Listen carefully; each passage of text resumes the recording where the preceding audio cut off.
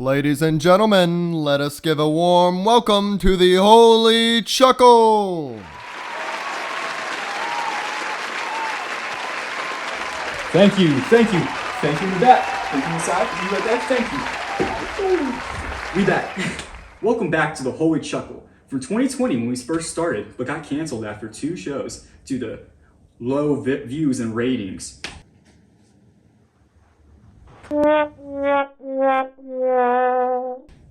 But now, thanks to this new state education act, the state's gonna pay for this show with your tax dollars, making my $1 million salary. We have a very special guest coming to the show tonight. A few of you might know him. Confucius? Confucius. Welcome, Confucius, to the show. It's Confucius, but it's good to be on the show. Nice to meet you. So tell us, what do you do? Well, I'm a Chinese philosopher of the spring and autumn period, traditionally considered the paragon of Chinese sages. Well, I work as a government official, but also as a teacher. I founded a philosophy telling others what to do and how to live. Oh, so you're a 4th century industry plant. That's very rich coming from a talk show host leeching off government funds.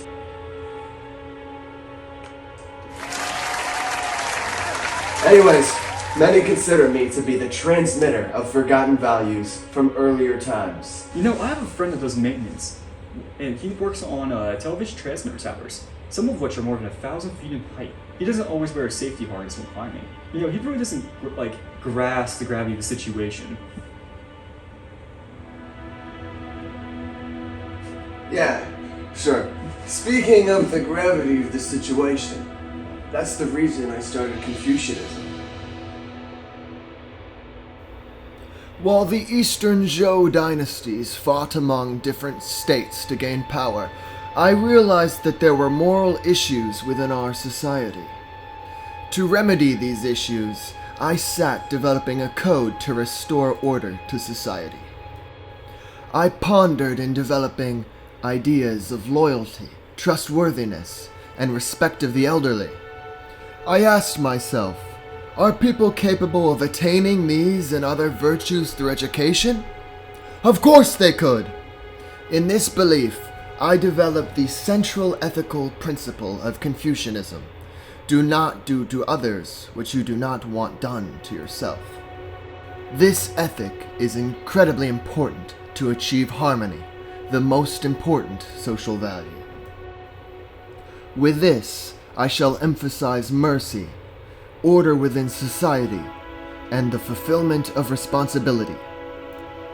This will be related to 5 cardinal relations. 1. Sovereign-subject. 2. Father-son. 3. Elder-younger brother. 4. Husband-wife. 5. Friend-friend. Family is centered, coming before the individual. To facilitate harmony, there must be a set of rules. We begin with Li, or the proper way. This set of rules indicates how we should interact with others, emphasizing controlling one's emotions, restraint, obedience, and conformity. Zhao emphasizes filial piety. We shall respect our parents and our ancestors. Yi emphasizes righteousness, doing what is right and what is fair. Tian is understanding higher power. It translates to heaven or nature and represents an impersonal force or order within the universe. Following this order will align the moral code essential for societal well-being. This construct is not necessarily theistic. It is more of an ethical conduct, bringing forth societal harmony and virtuous living. Wow, thanks for an exposition, am I right? Why did I come on this show? So this is some kind of cult, right? Like stork? Confucianism definitely isn't a cult, as it doesn't exploit spiritual needs or discourage critical thinking. But determining if we are a religion or philosophy is a little more difficult. Confucianism is in fact a social political philosophy. It is the original attempt of Confucianism to build a nurturing parent society. Rituals, virtues, and values are tools that remind us of the constraint ruling elites and populism employ to prevent the destruction of society. In order to stop this, I proposed to have elites with good moral virtues while ruling. We tried to make this knowledge universal by spreading our ideology. My philosophy isn't widely accepted by most rulers, but the core philosophy has been accepted by intellectuals over centuries. Confucianism is in essence utopian society building attempting to provide a moral code for many. There is exception in the form of Neo-Confucianism that can be considered a religion, but that is completely separate from the main philosophical beliefs of Confucianism I founded. We may have teachings and ceremonies passed down from generation to generation, but it is to honor me and doesn't have religious meaning. They are simply teachings.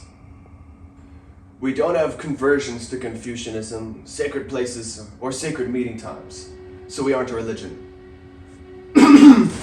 Oh, you're fine. You're fine, I'm done. Alright. But you are a cult, as they are led by a man of charisma such as yourself, right? No. I have already said I'm not a cult. Confucianism isn't a cult. Unlike you, I don't try to push an agenda for views. Isn't one of your big philosophies to treat others the way you want to be treated? Are you some sort of fraud? Well, that's my main philosophy. I myself may disregard that as I'm human. My philosophy is the art of becoming a better person, not a perfect person. For the viewers at home, it can be done in these easy steps. the first commandment of this philosophy is to accept all people, no matter their capabilities or imperfections, and to live your life with optimism. Do not ridicule or shame others for the mistakes they should make. Instead, be forgiving and treat them with respect. You should also follow the commandments of Li, ritual propriety and etiquette. Hisao, love within the family, love of your parents, and love of children. Yi, righteousness. Zin, honesty and trustworthiness. Zhen or Ren, benevolence, humaneness towards others. And Cheng, loyalty to the state.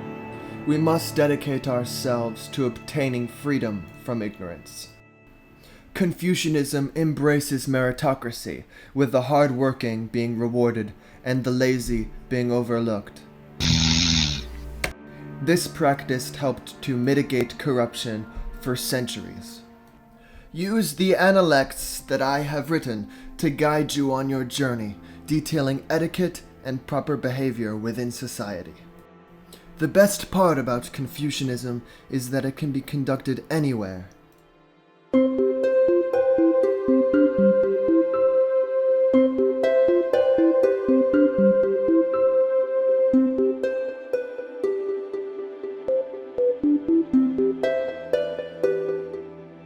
The only real rituals we have are ancestor worship and the 5 relationships conducting the action of benevolence and self-cultivation.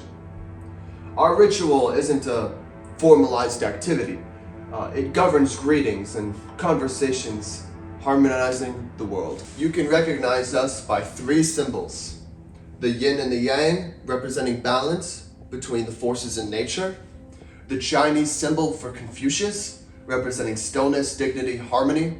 The Li symbol, representing correct behavior and code of conduct. The Yen symbol, representing social and personal virtues. And finally, the scholar symbol, representing knowledge and learning. You could take a lesson from this, you know. Alright, old man, quit talking. As mentioned earlier, my books, The Analects, can help you on your journey. Is this man really plugging on my show? The Analects are a collection of aphorisms and historical anecdotes embodying the basic values of the Confucian tradition: learning, morality, ritual decorum, and filial piety. These shall help you on your journey to becoming a better person. So, Confucius, I heard your descendants now live in a mansion. You seem like such a humble man. Shouldn't that linger into your family? Well, I've passed long ago, and have no power over that. In fact, I'm just a figment of your imagination. You're not actually in a newsroom. You're just insane. Remember, Confucius says, men who run behind cars get exhausted. Men who run in front get tired.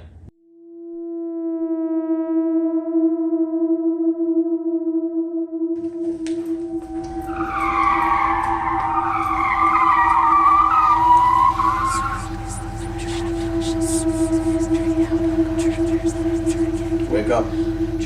Wake up. Wake up. Wake up.